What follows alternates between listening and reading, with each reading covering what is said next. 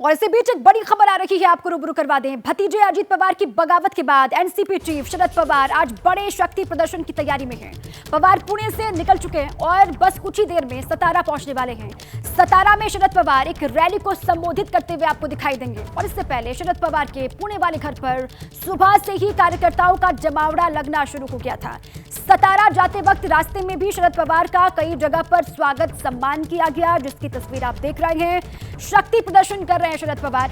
अजीत पवार ने जो बगावत की उसके बाद अब एनसीपी अध्यक्ष शरद पवार बड़े शक्ति प्रदर्शन की तैयारी में हैं। पवार पुणे से निकल चुके हैं, जानकारी है, और कुछ ही देर के बाद सतारा पहुंचने वाले हैं शरद पवार और वहां पर एक रैली को संबोधित करते हुए आपको दिखाई देंगे। अजीत पवार की बगावत के बाद अपने सभा के दौरान क्या कुछ बड़ी बातें कहते हैं शरद पवार, ये बहुत अहम होगा। इससे पहले शरद पवार के पुणे वाले घर पर सुबह से ही कार्यकर्ता लगातार पहुंच रहे थे। सतारा जाते वक्त भी ये कहा जा रहा है कि रास्ते रास्ते पर जहां पर भी शरद पवार पहुंच रहे हैं वहां पर बड़ी संख्या में कार्यकर्ता उनका स्वागत कर रहे हैं, उनका सम्मान कर रहे हैं। भतीजे की बगावत, चाचा का शक्ति प्रदर्शन, दो तस्वीर आप देख रहे हैं। जब पुणे से निकले शरद पवार उस वक्त की तस्वीर भी आप देख रहे हैं। बड़ी संख्या में उनके साथ में कार्यकर्ता और जगह जगह पर उनका स्वागत सम्मान होता हुआ ये दूसरी तस्वीर आप देख रहे हैं। दोनों ही तस्वीरें महाराष्ट्र की सियासत से जुड़ी हुई और बहुत इंपॉर्टेंट है आज के पूरे दिन को लेकर।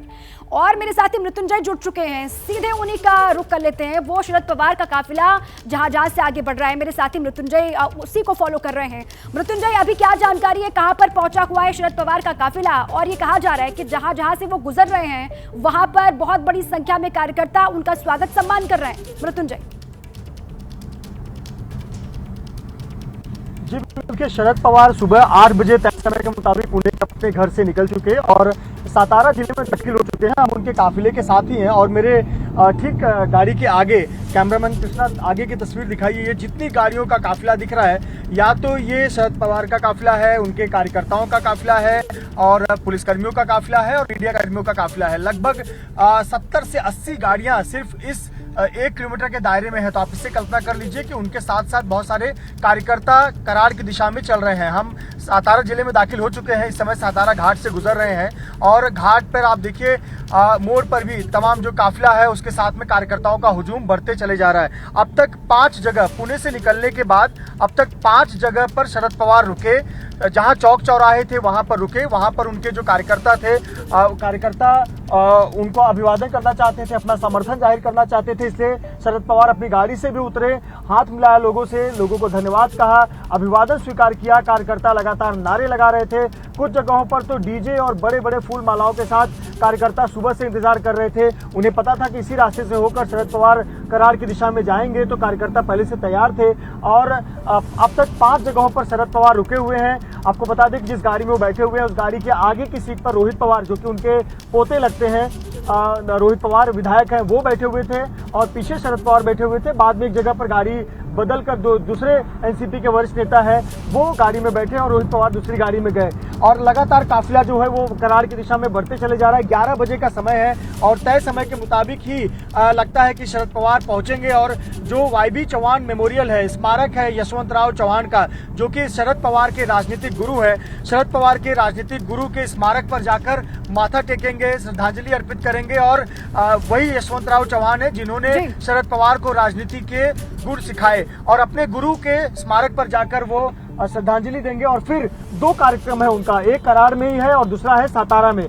2 कार्यक्रमों में वो अपने कार्यकर्ताओं से मिलेंगे और वहां पर अभिवादन करेंगे। निश्चित तौर पर जो कल कुछ घटनाक्रम हुआ उसी के संबंध में बहुत कुछ बातें कर सकते हैं। मृत्युंजय, और जिस तरीके से अजीत पवार ये दावा ठोक रहे हैं मृत्युंजय, वो कह रहे हैं कि उनके पास तो समर्थन है 40 विधायकों का। अब यहाँ पर कितने विधायक शरद पवार के साथ दिखाई दे रहे हैं, या फिर जो 2 कार्यक्रम आप बता रहे हैं वहां पर कितने बड़े नेता या फिर कितने विधायक शामिल होंगे, इसको लेकर कोई जानकारी मिल पा रही है क्या?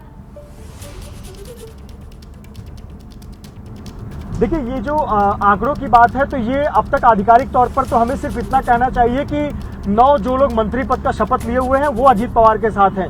बाकी की स्थिति स्पष्ट नहीं है, क्योंकि बाकी दोनों कह रहे हैं कि अजीत पवार हमारे नेता हैं, लेकिन शरद पवार हमारे आदर्श हैं, शरद पवार हमारे गुरु हैं। तो ऐसे पर जब प्रफुल्ल पटेल जो खुद अजीत पवार के साथ गए वो कहते हैं शरद पवार हमारे नेता हैं, अजीत पवार भी कहते हैं शरद पवार हमारे नेता हैं, तो कौन किसके साथ है ये स्थिति स्पष्ट अभी तक नहीं हुई है और आने वाले 1-2 दिनों में स्थिति स्पष्ट होगी। मैं तस्वीरें आपको लाइव दिखाना चाहूंगा बाहर की, क्योंकि बाहर देखिए किस प्रकार से ढोल बाजे के साथ में उनका अभिवादन हो रहा है। कृष्णा खापरे तस्वीरें दिखाएं।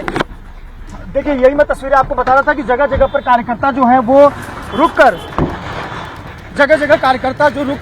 उनका स्वागत कर रहे हैं और शरद पवार भी अभिवादन स्वीकार कर रहे हैं। ये देखिए अपनी गाड़ी से उतरे हुए हैं शरद पवार और आप देख सकते हैं कि तमाम कार्यकर्ता अपना फूल मालाओं के साथ में आगे पहुंचे हुए हैं। पटाखेबाजी हो रही है, नारेबाजी हो रही है अपना समर्थन जाहिर करने के लिए। और ये देखिए शरद पवार अपनी गाड़ी से उतरे हुए हैं, नारेबाजी कर रहे हैं और एक ही आवाज कर रहे हैं कि महाराष्ट्र की एक ही आवाज है, वो है शरद पवार की आवाज, शरद पवार की आवाज। ये देखिए शरद पवार का अभिवादन किस प्रकार से कर रहे हैं, फूल माला के साथ यहाँ पर कार्यकर्ता पहुंचे हुए हैं, शाल लेकर यहाँ पर पहुंचे हुए हैं और एक बार हाथ मिला ले, एक बार दर्शन कर ले, एक बार अपनी भावना व्यक्त कर दे। यही कार्यकर्ताओं की भावना है।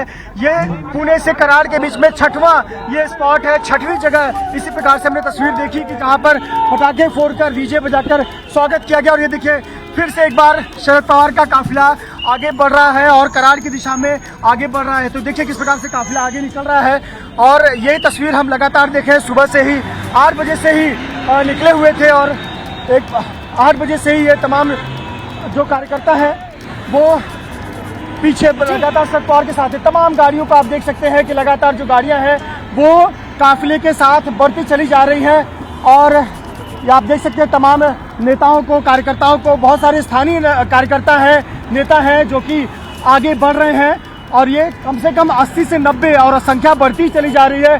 गाड़ियों की संख्या है जो यहाँ आप देख सकते हैं कि गाड़ियों की संख्या है जो कि लोगों को